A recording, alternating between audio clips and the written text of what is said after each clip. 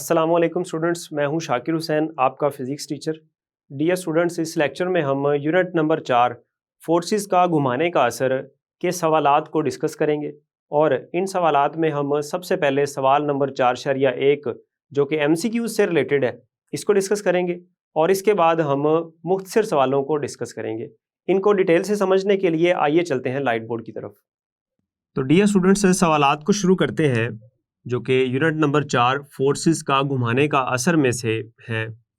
इनमें से सवाल नंबर 4.1 है, दिए गए मुमकिना जवाबात में से दुरुस्त जवाब के गिर्द दायरा लगाइए। अब पहला जो सवाल आपको दिया गया है वो ये है कि दो मुसावी लेकिन अनलाइक पैरेलल फोर्सेस जिनका लाइन ऑफ एक्शन मुख्तलिफ हो पैदा करती हैं। तो क्या वो टॉर्क पैदा करती हैं, कपल पैदा करती हैं, इक्विलिब्रियम पैदा करती हैं या न्यूट्रल इक्विलिब्रियम पैदा करती हैं। तो आपको जो कंडीशन दी गई है वो ये है, मिसाल के तौर पर ये कोई ऑब्जेक्ट है, कोई चीज़ है, इस पर दो फोर्सेस लग रही हैं। एक ये फोर्स लग रही है और एक ये फोर्स लग रही है। ये दोनों बराबर फोर्सेस हैं। कौन सी फोर्सेस हैं? मुसावी फोर्सेस हैं, ये लिखा हुआ है। और अनलाइक पैरेलल फोर्सेस है, यानी कि इनका जो लाइन ऑफ एक्शन है वो सेम नहीं है, एक जैसा नहीं है। तो अब ये क्या पैदा करेंगे? तो आपको पता है स्टूडेंट्स, जब दो मुसावी और अनलाइक पैरेलल फोर्सेस किसी बॉडी पर, किसी जिस्म पर अमल करें तो वो उसमें कपल पैदा करती हैं। क्या पैदा करती हैं? कपल। तो इसका जो दुरुस्त जवाब होगा वो होगा बी, कपल।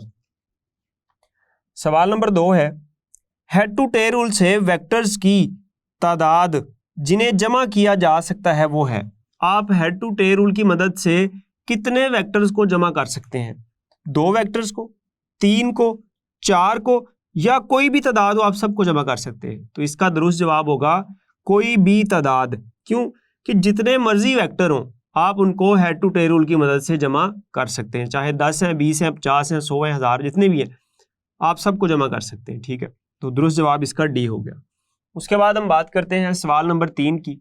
तो इसमें कह रहा है किसी वेक्टर के अमूदी कंपोनेंट्स की तादाद होती है। ठीक है, एक वेक्टर है, उसके अमूदी कंपोनेंट्स की तादाद कितनी होगी? फर्ज कर लेते हैं ये हमारे पास एक्स एक्सिस है, ये वाई एक्सिस है, और यहाँ कोई वेक्टर है, फर्ज कर लेते हैं वो वेक्टर है एफ, फोर्स। तो इसके हमने पढ़ा था 2 अमूदी कंपोनेंट्स होते हैं, एक एफ वाई होता है और एक ये वाला एफ एक्स होता है। तो ये 2 अमूदी कंपोनेंट्स हमने पढ़े थे, तो आप इसका जवाब लगाएंगे 2। ठीक है, उसके बाद हम बात करते हैं सवाल नंबर 4 की। इसमें आपसे कहा जा रहा है 10 न्यूटन की एक फोर्स एक्स एक्सिस के साथ 30 डिग्री का जाविया बनाती है। इस फोर्स का उफ़की कंपोनेंट होगा। कौन सा कंपोनेंट? उफ़की कंपोनेंट। ठीक है, उफ़की कंपोनेंट कौन सा होता है? ये वाला एफ एक्स। ठीक है, तो आपने एफ एक्स मालूम करना है। और अगर आपको याद हो तो एफ एक्स मालूम करने का फॉर्मूला था एफ एक्स बराबर एफ कॉज ऑफ थीटा। अब यहाँ हम कीमतें दर्ज करते हैं। तो एफ कितना है हमारे पास? 10 है, और कॉज थीटा कितना है? थीटा हमारे पास है 30।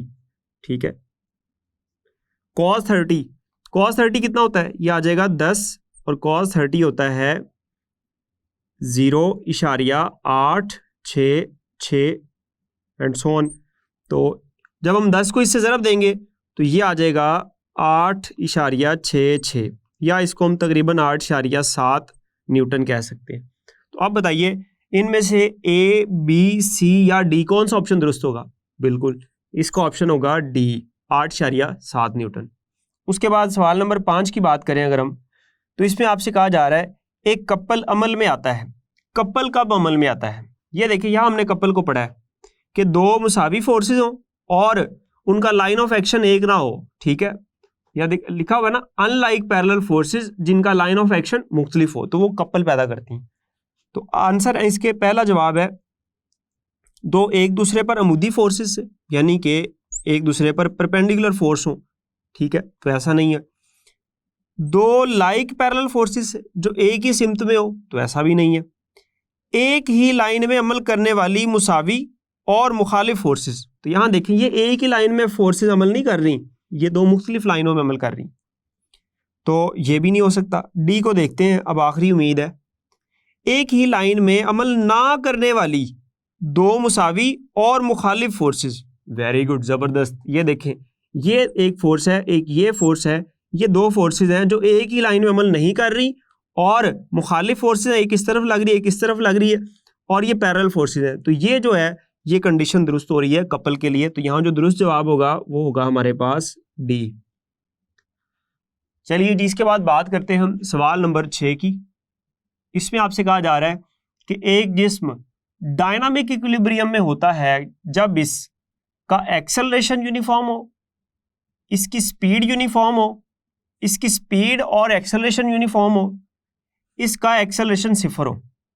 तो डायनामिक इक्विलिब्रियम और स्टैटिक इक्विलिब्रियम के बारे में मैंने आपको बताया था कि इक्विलिब्रियम की दो इकसाम है, एक डायनामिक इक्विलिब्रियम और एक स्टैटिक इक्विलिब्रियम। तो स्टैटिक इक्विलिब्रियम तब होती थी जब कोई जिस्म रेस्ट में हो, ठीक है, और डायनामिक इक्विलिब्रियम हम तब किसी बॉडी को कहते थे जब वो जिस्म यूनिफॉर्म वेलोसिटी से हरकत कर रहा हो, ठीक है, और जब वेलोसिटी यूनिफॉर्म होगी तो एक्सेलरेशन क्या होगा, कांस्टेंट होगा, एक्सेलरेशन क्या होगा, यूनिफॉर्म होगा। तो अब इसका जो जवाब आएगा वो होगा इसका एक्सेलरेशन क्या हो, यूनिफॉर्म हो। तो ए जवाब इसका दुरुस्त जवाब होगा। उसके बाद हम बात करते हैं सवाल नंबर 7 की। तो इसमें कहा जा रहा है एक जिस्म न्यूट्रल इक्विलिब्रियम में होता है अगर इसका सेंटर ऑफ ग्रेविटी। एक जिस्म न्यूट्रल इक्विलिब्रियम में कब होता है? अगर आपको न्यूट्रल इक्विलिब्रियम की डेफिनेशन याद है तो उसमें हमने ये देखा था कि उसका जो सेंटर ऑफ ग्रेविटी है वो एक ही जगह पर रहता है, वो अपनी जगह तब्दील नहीं करता। मिसाल के तौर पर ये एक गेंद की हमने मिसाल ली थी, ये जो है ये एक बॉल है, इसका ये सेंटर ऑफ ग्रेविटी है, ठीक है। आप इसको लुढ़का दें थोड़ा सा, ऐसे इसको हिलाएं अपनी जगह से, और ये अपनी जगह से हिलकर ये इधर आ गया, ठीक है। अब ये सेंटर वहीं रहेगा, ठीक है, ये वाला जो दरमियान वाला मेरे सेंटर में, तो सेंटर ऑफ ग्रेविटी सेम रहता है, वो तब्दील नहीं होता। तो अब इसके जवाब देखते हैं। तो न्यूट्रल इक्विलिब्रियम में तब होता है जब उसका सेंटर ऑफ ग्रेविटी बुलंद तरीन पोजीशन पर हो, पस्त तरीन पोजीशन पर हो, या सी ऑप्शन में है अपनी बुलंदी बरकरार रखता है अगर इसे अपनी जगह से हिलाया जाए। तो ये देखिए, ये जो मिसाल मैंने दी है ये इस पर साबित हो रही है। और डी ऑप्शन है बुनियाद के अंदर रहता है। तो इसका जो दुरुस्त जवाब है वो ये सी दुरुस्त जवाब है कि जब इसको अपनी जगह से हिलाया जाए तो ये अपनी बुलंदी बरकरार रखता है, ये सेंटर ऑफ ग्रेविटी, ठीक है। उसके बाद हम आखिरी सवाल की बात करते हैं जो कि सवाल नंबर 8 है।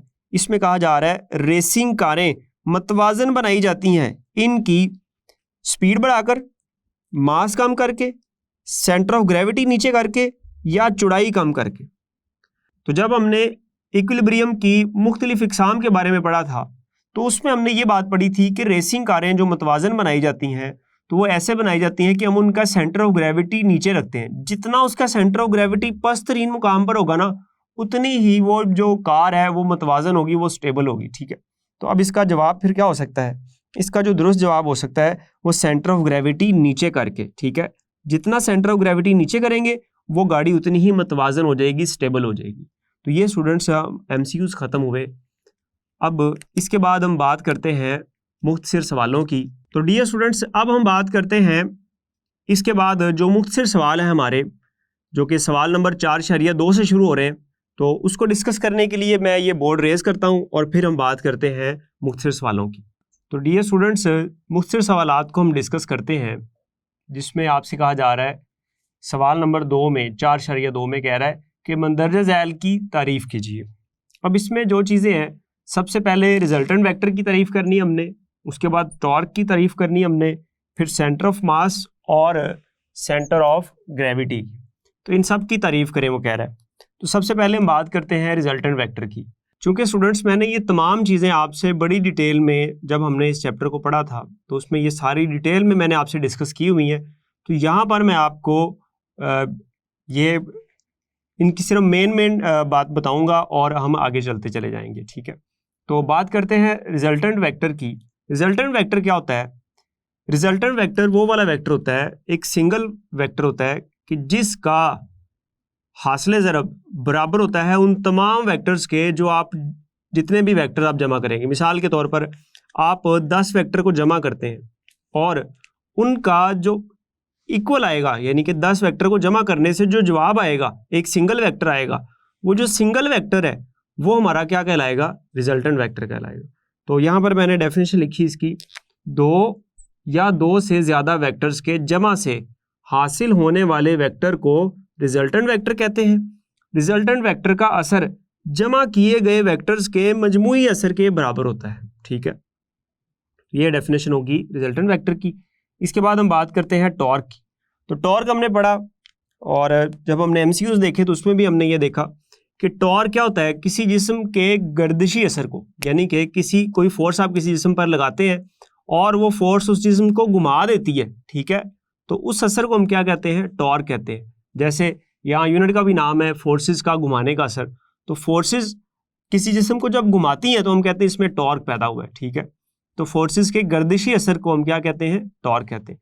ये लिखा है, किसी फोर्स के गर्दिशी असर को टॉर्क या मूवमेंट ऑफ फोर्स कहते हैं। ठीक है, और इसका फॉर्मूला क्या है, टॉर्क बराबर होता है F क्रॉस R, और इसका यूनिट क्या होता है, इसका यूनिट होता है न्यूटन मीटर। ठीक है, इसके बाद है तीसरा हिस्सा इसका, सेंटर ऑफ मास क्या होता है। तो सेंटर ऑफ मास हमने ये पढ़ा था कि सेंटर ऑफ मास किसी जिस्म का वो पॉइंट होता है, मिसाल के तौर पर ये यहाँ हमने एक इसके साथ ऑब्जेक्ट बांध दिया, एक इसके साथ बांध दिया, तो ये वो पॉइंट है ओ, कि जहाँ पर आप इस पर फोर्स लगाएंगे ना F, तो ये घूमे बगैर हरकत करेगा। ठीक है, तो किसी जिस्म का जो सेंटर ऑफ मास होता है वो वाला मुकाम होता है जहाँ पर उस पर लगाई गई फोर्स उस जिस्म को घुमाए बगैर हरकत देती है। ठीक है, तो ये डेफिनेशन देखिएगा, किसी जिस्म का सेंटर ऑफ मास वो मुकाम है जहाँ लगाई जाने वाली फोर्स जिस्म को घुमाए बगैर हरकत देती है। ठीक है, तो ये आ गई हमारे पास सेंटर ऑफ मास की डेफिनेशन।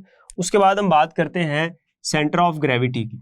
तो सेंटर ऑफ ग्रेविटी क्या होता है, सेंटर ऑफ ग्रेविटी के लिए आप यूँ समझ सकते हैं, जैसे मैंने यहाँ नीचे एक डायग्राम बनाई है कि एक शॉपर के अंदर सेब है, ठीक है, एक बैग के अंदर, और इनका सेंटर ऑफ ग्रेविटी क्या होता है, इस बात को समझने के लिए यहाँ हमने जब टॉपिक पढ़ा था उसमें एक डायग्राम देखी थी कि हर जो चीज़ है वो मुख्तलिफ एटम्स और मॉलिक्यूल से मिलकर बनती है। तो हर एटम्स और मॉलिक्यूल्स का जो मास है और उनकी उस मास की वजह से उनका जो वजन है वो नीचे की जानिब अमल करता है। तो इस बॉडी के ऊपर, इस जिस्म के ऊपर एक पॉइंट ऐसा होता है जहां पर इसका पूरा वजन अमूदन नीचे की जानिब अमल करता हुआ महसूस होता है। तो उस पॉइंट को हम क्या नाम देते हैं, सेंटर ऑफ ग्रेविटी का। और ये वो पॉइंट होता है जहां पर आप इस जिस्म को बैलेंस कर सकते हैं, मतवाजन कर सकते हैं। ठीक है, तो इसकी डेफिनेशन देखिएगा, किसी जिस्म का सेंटर ऑफ ग्रेविटी एक ऐसा पॉइंट होता है जहां इसका तमाम वजन अमूदन नीचे की जानिब अमल करता हुआ महसूस होता है। ठीक है, उसके बाद है सवाल नंबर 4-3, मंदरजे ज़ैल में तफरीक कीजिए। ये जो चीज़ें ये भी हम पढ़ चुके हैं और यहाँ दोबारा हम पढ़ते हैं। तो लाइक पैरेलल फोर्सेस और अनलाइक पैरेलल फोर्सेस, उसके बाद है टॉर्क और कपल, और फिर है कैंपोजिट इक्विलिब्रियम और न्यूट्रल इक्विलिब्रियम। इनमें हमने फ़र्क बयान करना है। तो सबसे पहले हम बात करते हैं लाइक पैरेलल फोर्सेस और अनलाइक पैरेलल फोर्सेस की। तो लाइक पैरेलल फोर्सेस कौन सी होती है? लाइक पैरेलल फोर्सेस ऐसी फोर्सेस होती हैं जो कि पैरेलल हो और एक ही सिमत में लग रही हो। मिसाल के तौर पर सम टाइम किसी गाड़ी को स्टार्ट करने के लिए उसको धक्का लगाना पड़ता है, तो 2-3 लोग उसको धक्का एक ही तरफ लगा रहे होते हैं। ठीक है, अब वो जो सारे फोर्सेस लगा रहे हैं उस पर, तो वो लाइक पैरेलल फोर्सेस हैं। ठीक है, तो लाइक पैरेलल फोर्सेस की डेफिनेशन आपके सामने है। लाइक पैरेलल फोर्सेस वो फोर्सेस हैं जो एक दूसरे के पैरेलल और एक ही सिमत में अमल करती हैं। ठीक है, मिसाल के तौर पर यहाँ इस बैग में सेब आपको दिखाए गए हैं और हर सेब का जो वजन है वो नीचे की जानिब है। तो वजन क्या है? एक फोर्स है। तो इन तमाम फोर्सेस जो हैं ये क्या कहलाएंगी? इसका ये लाइक पैरेलल फोर्सेस कहलाएंगी। और इस पूरे बैग का जो वजन है वो इस हर सेब के इंडिविजुअल यानी कि अलग-अलग वजन की वजह से है। ठीक है, तो मैंने यहाँ लिखा है मिसाल के तौर पर बैग का वजन इसमें मौजूद सेबों की वजह से है। ठीक है, चलिए जी अनलाइक पैरेलल फोर्सेस की बात करते हैं। तो ये उसके बिल्कुल उलट है। अनलाइक पैरेलल फोर्सेस वो फोर्सेस हैं जो एक दूसरे के पैरेलल लेकिन मुखालिफ सिमत में अमल करती हैं। ठीक है, ये क्या था? एक ही सिमत में, लेकिन यहाँ क्या होगा? मुखालिफ सिमत में अमल करती हैं। जैसे आप यूँ समझ लें, जैसे रस्सा कशी में कुछ लोग एक तरफ खींच रहे होते हैं रस्से को और कुछ लोग दूसरी तरफ खींच रहे होते हैं, तो वो दोनों क्या क्या लगा रहे हैं, वो अनलाइक पैरेलल फोर्सेस लगा रहे हैं। ठीक है, तो अब मिसाल के तौर पर डोरी में टेंशन सेब के वजन की वजह से, जैसे ये नीचे मैंने डायग्राम बनाई है, ये सेब ये सेब है और इस सेब को एक डोरी के साथ बांध दिया, ये स्टैंड है। तो इस डोरी में जो टेंशन है वो इस सेब के वजन जो कि नीचे की जाने वो उसकी वजह से है। ठीक है, अब ये टेंशन और वजन ये दोनों अनलाइक पैरेलल फोर्सेस है। टेंशन भी एक फोर्स है और वजन भी एक फोर्स है। चलिए अब इसके बाद हम बात करते हैं दूसरे हिस्से की, टॉर्क और कपल में क्या फर्क है। तो टॉर्क मैंने अभी आपको पढ़ाया, तो टॉर्क क्या है, किसी फोर्स के गर्दिशी असर को टॉर्क या मोमेंट ऑफ फोर्स कहते हैं, और टॉर्क पैदा करने के लिए सिर्फ एक फोर्स की जरूरत होती है। ठीक है, लेकिन जो कपल है, कपल पैदा करने के लिए आपको दो फोर्सेस की जरूरत होती है, दो ऐसी अनलाइक पैरेलल फोर्सेस जो मिकदार में मुसावी लेकिन एक लाइन में ना हो, कपल पैदा करती है। ठीक है, जैसे मिसाल के तौर पर ये एक बॉडी है, आप इस पर दो फोर्सेस लगाते हैं, एक इस तरफ लगाते हैं F और एक इस तरफ लगाते हैं F, और अब ये देखें ये दो मुसावी फोर्सेस हैं और एक लाइन में नहीं है, ये इसकी लाइन ये है, इसकी लाइन ये है, एक ही लाइन ऑफ एक्शन नहीं है। तो ये दोनों जो फोर्सेस हैं ये हैं तो मुसावी और अनलाइक पैरेलल फोर्सेस हैं। ठीक है, और चूंकि ये एक लाइन में नहीं है तो अब ये कपल पैदा करेंगे, ये भी टॉर्क करेगी और ये भी टॉर्क, तो ये टॉर्क का एक कपल पैदा कर देंगे। तो कपल के लिए कम से कम दो फोर्सेस की जरूरत होती है, और इसके साथ आप इसकी वो फॉर्मूला वगैरह भी लिख सकते हैं, यूनिट भी लिख सकते हैं। उसके बाद है तीसरी चीज, क्यांपजीर इक्विलिब्रियम और न्यूट्रल इक्विलिब्रियम में फर्क। तो कोई भी जिस्म क्यांपजीर इक्विलिब्रियम में कहलाता है अगर इसे थोड़ा सा उठाकर छोड़ दिया जाए और वो अपनी पहली हालत में वापस आ जाए। जैसे हमने एक किताब की एग्जाम्पल को पढ़ा था कि किताब को एक थोड़ा सा उठा के हम छोड़े ना तो वापस अपनी पहले वाली पोजीशन में आ जाती है। तो ये क्या मिसाल है, ये इस क्यांपजीर इक्विलिब्रियम की एक मिसाल है। जैसे मेज पर रखी हुई किताब क्यांपजीर इक्विलिब्रियम में है। और न्यूट्रल इक्विलिब्रियम, अगर कोई जिस्म अपनी पहली पोजीशन से हिलाने पर नई पोजीशन पर जाकर ठहर जाता है तो ये न्यूट्रल इक्विलिब्रियम में कहलाता है। मिसाल के तौर पर एक गेंद है, वो उफकी सतह पर पड़ी हुई है, आप उसको थोड़ा सा हिलाते हैं और वो एक नई जगह पर जाकर नई पोजीशन पर जाकर ठहर जाता है, तो ये उसकी जो इक्विलिब्रियम की हालत है इसको हम नाम देते हैं न्यूट्रल इक्विलिब्रियम का। और यहाँ मैंने मिसाल भी लिखी है, एक गेंद को उफकी सतह पर हिलाकर छोड़ने से ये नई पोजीशन में जाकर ठहर जाती है। ठीक है, तो ये आप इनके फर्क लिख सकते हैं। तो इसके बाद हमारे पास है सवाल नंबर 4.3 के बाद सवाल नंबर 4.4, और उसको डिस्कस करने के लिए मुझे ये अरेज करना पड़ेगा।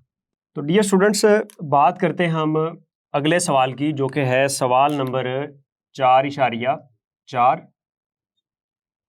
इसमें आपसे कहा जा रहा है कि head to tail rule vectors का रिजल्टेंट मालूम करने में किस तरह मदद करता है। तो इसको हम पहले भी डिस्कस कर चुके हैं कि हेड टू टेल रूल क्या होता है। असल में वेक्टर्स को ग्राफिकली कैसे जमा किया जा सकता है, ये एक तरीका है जिसको हम हेड टू टेल रूल कहते हैं, और इस तरीके से हम रिजल्टेंट वेक्टर निकालते हैं। अब ये कैसे निकालते हैं, इस बात को समझने के लिए सबसे पहले आपने क्या काम करना है, आपने फर्ज कर लेते हैं हमारे पास कोई दो वेक्टर हैं जिनको हमने जमा करना है हेड टू टेल रूल की मदद से। उनको आप ड्रा कर लें, एक वेक्टर ए है और कोई दूसरा वेक्टर हमारे पास बी है। ठीक है, ये दो वेक्टर हैं ए और बी। तो इन दोनों वेक्टर्स को आपने सबसे पहले तो एक स्केल मुंतखब करना होता है कि ये जो वेक्टर आप ड्रा कर रहे हैं इसका 1 सेंटीमीटर उस वेक्टर के मैग्नीट्यूड के बराबर कितनी लेंथ बताएगा।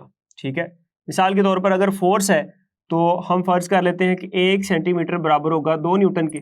ठीक है, और अगर 10 न्यूटन फोर्स है तो ये लाइन आपने कितनी खींचनी है, ये आपने 5 सेंटीमीटर खींचनी है। और ये जो तीर का निशान है ये इसकी डायरेक्शन बताता है, यानी कि सिमत बताता है। अब इस तरह से ये दो वेक्टर आपने उस स्केल के मुताबिक ड्रा कर लिए। ठीक है, उनकी लाइनें खींच ली। अब अगला सवाल ये होता है कि इनको जमा कैसे करें।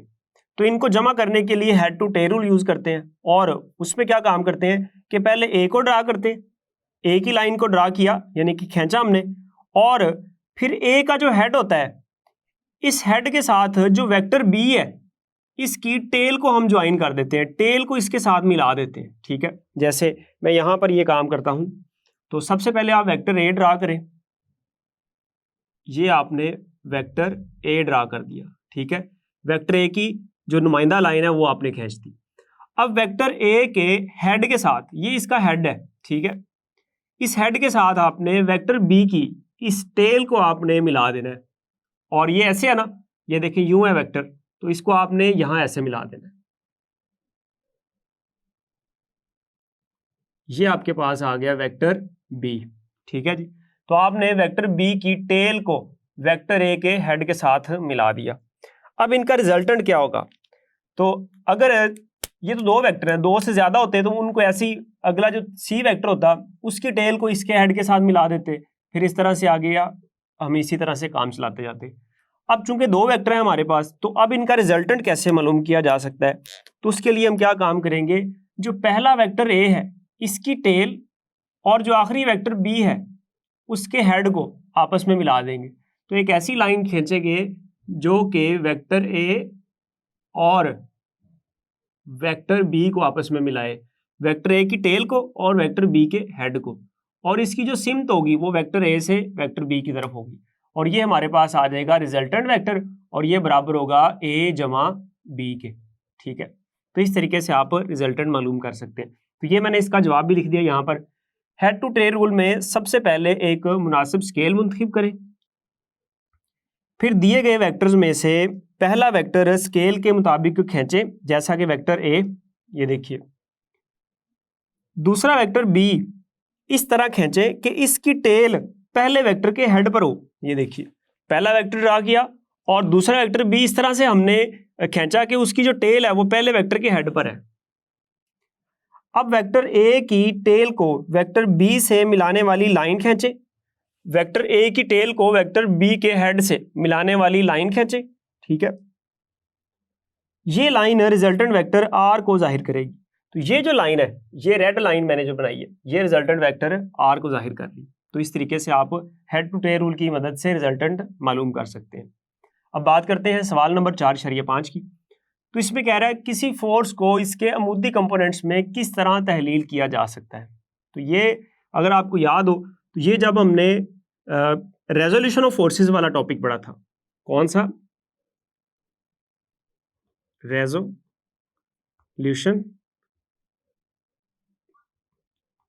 ऑफ फोर्सेस, ठीक है।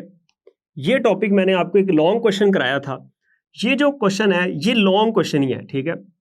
अगर इसको आपने समझना है तो आपने ये वाला टॉपिक देखना है, जिसमें उस लेक्चर को आपने देखना है जिसमें मैंने रेजोल्यूशन ऑफ फोर्सेस वाला टॉपिक कराया था। और ये पूरा लॉन्ग क्वेश्चन है जो कि पेपर में अक्सर पूछा जा सकता है, ठीक है।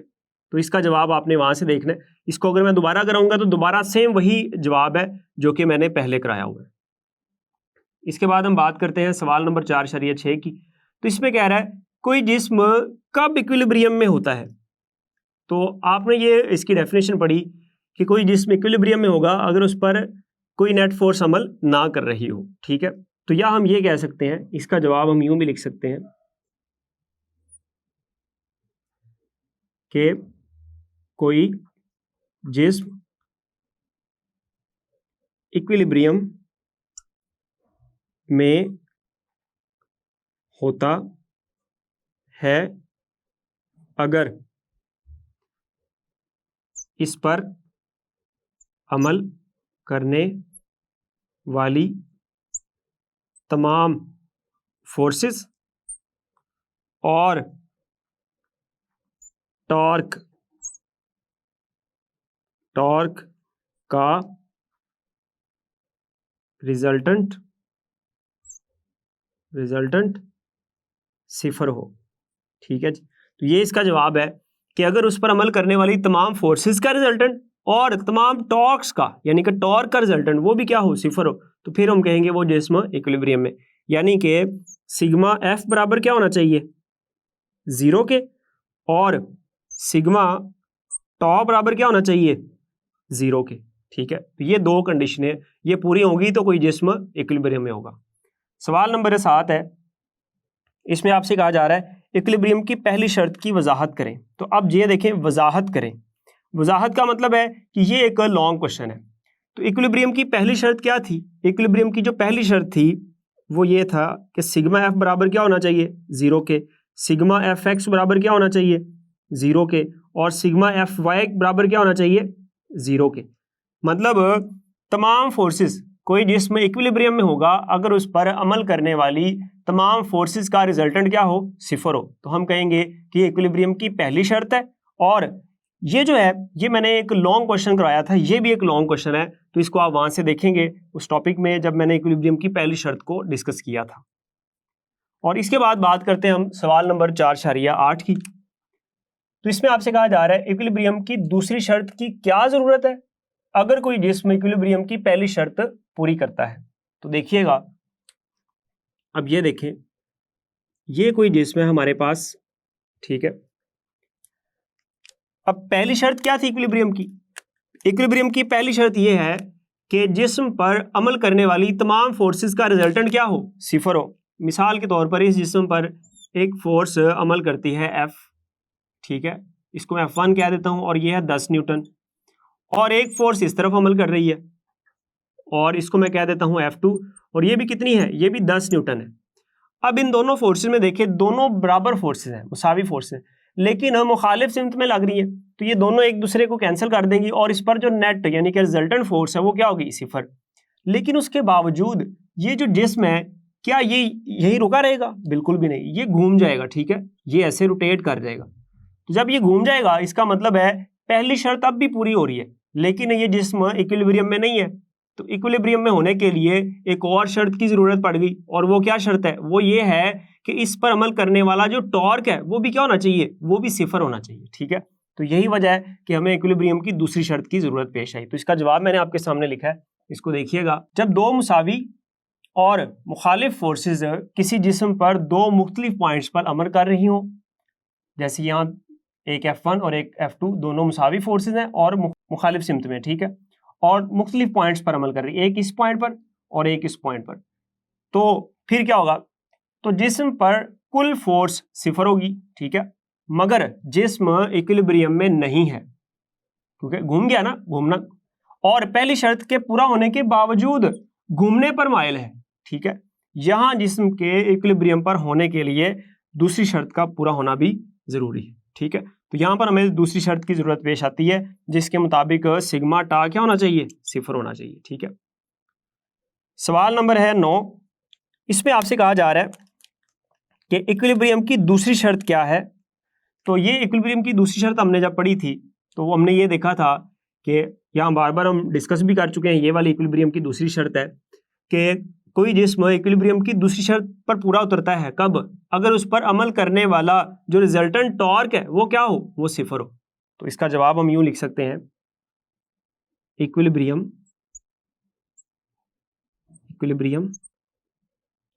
की दूसरी शर्त के मुताबिक कोई जिस्म इक्विलिब्रियम में होता है। कब होता है? अगर इस पर अमल करने वाला रिजल्टेंट टॉर्क सिफर हो। और ये इसकी डेफिनेशन आ गई। इसकी कंडीशन आप यूं लिख सकते हैं, सिग्मा टॉ बराबर 0। सिग्मा क्या है? ये मजमुआ बताता है कि जितने भी टार्क उस जिस्म पर अमल कर रहे हैं उन सब का मजमुआ क्या होना चाहिए, सिफर के बराबर होना चाहिए। ये सवाल नंबर 9 खत्म हुआ, 4.9। अब इसके बाद हम बात करते हैं सवाल नंबर 4.10, और इसके लिए हमें ये बोर्ड रेज करना पड़ेगा। इसमें देखिए, सवाल नंबर 4.10 में आपसे कहा जा रहा है कि किसी ऐसे मुतहर्रिक जिस्म की मिसाल दीजिए जो इक्विलिब्रियम में हो। यानी कि आपने एक ऐसे जिस्म की मिसाल देनी है जो मुतहर्रिक हो और इक्विलिब्रियम में हो। तो इसका जवाब बहुत सीधा साधा सा है कि कोई भी जिस्म जो यूनिफॉर्म वेलोसिटी से हरकत कर रहा हो वो इक्विलिब्रियम में होता है, ठीक है। तो वो कोई भी चीज़ हो सकती है, वो कार है, वो बस है, वो हवाई जहाज़ है, वो जैसे आपके बुक पर एक मिसाल दी हुई है कि एक छाता बरदार अगर ऊपर से नीचे गिर रहा है, मुदन नीचे की तरफ गिर रहा है, तो और वो यूनिफॉर्म वेलोसिटी से गिर रहा है, तो वो भी क्या है, वो भी इक्विलिब्रियम में। तो मैं यहाँ इसका जवाब लिखता हूँ, अगर कोई जिस्म यूनिफॉर्म वेलोसिटी से हरकत कर रहा हो तो वो इक्विलिब्रियम में होता है। मिसाल के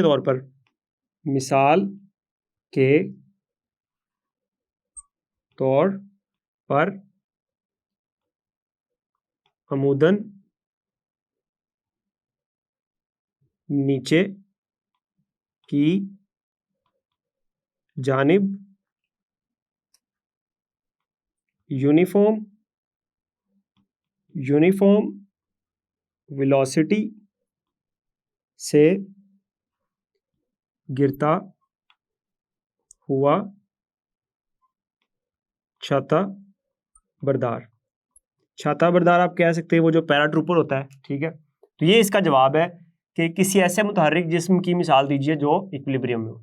इसके बाद सवाल नंबर है 4.11। इसमें आपसे कहा जा रहा है ऐसे जिस्म की मिसाल दीजिए जो रेस्ट में हो लेकिन इक्विलिब्रियम में ना हो, ठीक है।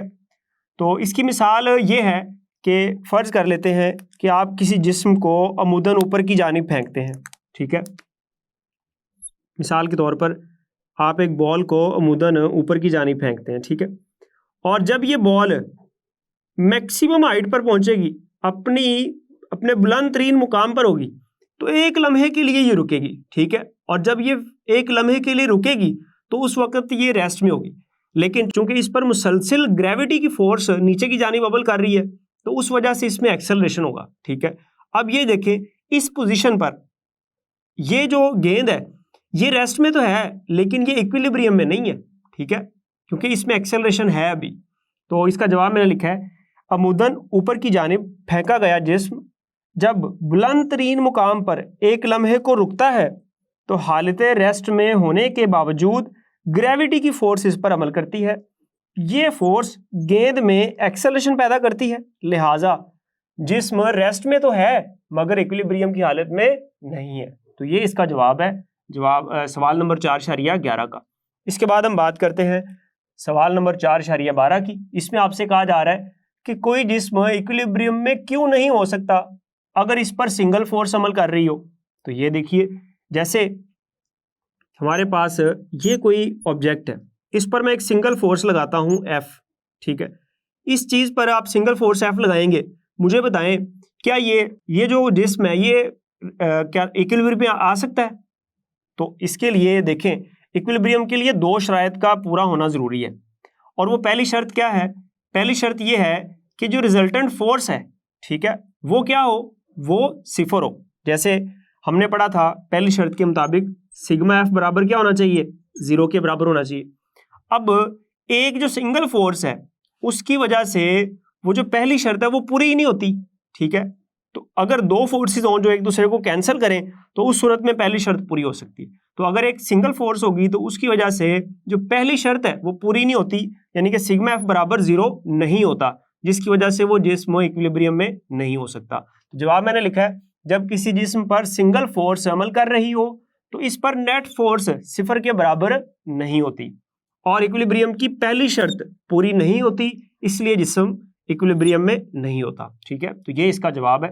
इसके बाद हम बात करते हैं सवाल नंबर 4.13 की। तो इसमें कहा जा रहा है गाड़ियों की ऊंचाई मुमकिन हद तक कम क्यों रखी जाती है। तो इसका जवाब हमने पढ़ा था कि गाड़ियों को मतवाजन बनाने के लिए, जैसे आमतौर पर जो रेसिंग कारें होती हैं उनका सेंटर ऑफ ग्रेविटी नीचे रखा जाता है। तो सेंटर ऑफ ग्रेविटी जितना नीचे होगा, पस्तरीन मुकाम पर होगा, उतनी ही वो गाड़ी मतवाजन और स्टेबल होगी। तो ठीक है, अब वो जो गाड़ी है वो ताकि कैंपसिर इक्विलिब्रियम में आ जाए, मतवाजन हो जाए, इसलिए हम चाहते हैं कि उसकी ऊंचाई कम रखी जाए और उसका जो सेंटर ऑफ ग्रेविटी है वो नीचे से नीचे हो, ठीक है। तो इससे गाड़ी ज़्यादा मतवाजन हो जाएगी। तो जवाब देखिएगा, गाड़ियों की ऊंचाई मुमकिन हद तक कम रखी जाती है ताकि उनका सेंटर ऑफ ग्रेविटी नीचे रहे और गाड़ी क्याम पजीर इक्विलिब्रियम हासिल करे, ठीक है। तो ये इसका जवाब है। और ये इंपॉर्टेंट शॉर्ट क्वेश्चन है। उसके बाद हम बात करते हैं सवाल नंबर 4.14 की। 4.14 इसमें आपसे कहा जा रहा है कि क्याम पजीर, गैर क्याम पजीर और न्यूट्रल इक्विलिब्रियम से क्या मुराद है, हर एक की मिसाल दीजिए। इस सवाल को हम पहले भी डिस्कस कर चुके हैं, तो दोबारा इसको डिस्कस कर लेते हैं। क्याम पजीर इक्विलिब्रियम क्या होता है कि अगर आप किसी जिस्म को थोड़ा सा उठाकर छोड़ें और वो दोबारा अपनी पहली पोजीशन पर आ जाए तो हम कहते हैं कि ये क्याम पजीर इक्विलिब्रियम है। मिसाल के तौर पर यहाँ एक किताब पड़ी हुई है, ये किताब पड़ी है, आप इसको थोड़ा सा उठाते हैं और उठाने के बाद आप इसको छोड़ देते हैं तो ये वापस पहली पोजीशन पर आ जाएगी, तो हम कहते हैं कि ये क्याम पजीर इक्विलिब्रियम में। तो जवाब देखिएगा इसका, कोई भी जिस्म क्याम पजीर इक्विलिब्रियम में कहलाता है अगर इसे थोड़ा सा उठाकर छोड़ दिया जाए और वो अपनी पहली हालत में वापस आ जाए। ठीक है, मिसाल मैंने इसके आपके लिए लिखी है कि मेज पर पड़ी किताब को थोड़ा सा उठाकर छोड़ दिया जाए तो ये अपनी पहली हालत में वापस आ जाएगी। उसके बाद हम बात करते हैं गैर क्याम पजीर इक्विलिब्रियम। तो गैर क्याम पजीर इक्विलिब्रियम क्या होती है, इसके लिए देखिए, अगर गैर क्याम पजीर इक्विलिब्रियम वो होगी कि अगर किसी जिस्म को उसकी पोजीशन से थोड़ा सा हिलाकर छोड़ दिया जाए, मामूली सा टेढ़ा करके छोड़ दे और वो अपनी पहली पोजीशन पर वापस ना आ सके, तो हम कहेंगे कि ये गैर क्याम पजीर इक्विलिब्रियम है। तो जैसे मिसाल के तौर पर एक पेंसिल है, एक पेंसिल को आप यहां से थोड़ा सा टेढ़ा करके छोड़ें तो ये पेंसिल नीचे गिर जाएगी। ठीक है, तो ये गैर क्याम पजीर इक्विलिब्रियम है। अगर कोई जिस्म इंतहाई मामूली सा टेढ़ा करके छोड़ने पर अपनी पहली पोजीशन में वापस नहीं आता तो ये गैर क्याम पजीर इक्विलिब्रियम में कहलाता है। और इसकी मिसाल मैंने लिखी आपके लिए, अगर एक पेंसिल को इसकी नोक पर खड़ा करें तो पेंसिल को छोड़ने से पेंसिल गिर जाएगी, यानी कि ये गैर क्याम पजीर इक्विलिब्रियम में है। उसके बाद है न्यूट्रल इक्विलिब्रियम। कौन सी इक्विलिब्रियम? Neutral equilibrium. तो न्यूट्रल इक्विलिब्रियम क्या होती है?